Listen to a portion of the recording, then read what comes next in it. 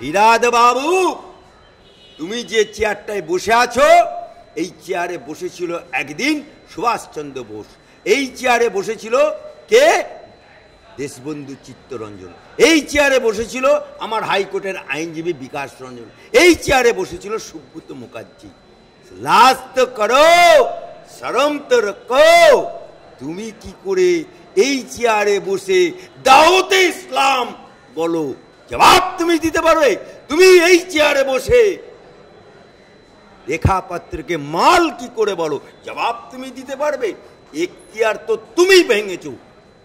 আজকে তুমি গেঞ্জি পরে টাকা নিয়েছিলে, আজও বাংলার মানুষ জলজল করে মনে রেখেছে। একদিনের জন্য হলেও তুমি জেল কেটেছো, তা জেল খাটা আসামির কাছে সীমানা শিখতে হবে।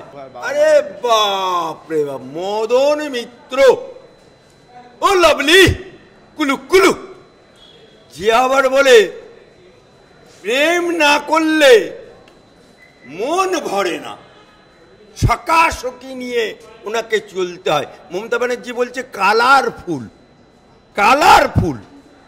তা মদন বাবু, তোমার তো একটা ট্যাক্সি ছিল, মমতা ব্যানার্জির দল করার সময় ট্যাক্সিটা বিক্রি হয়ে গেছে।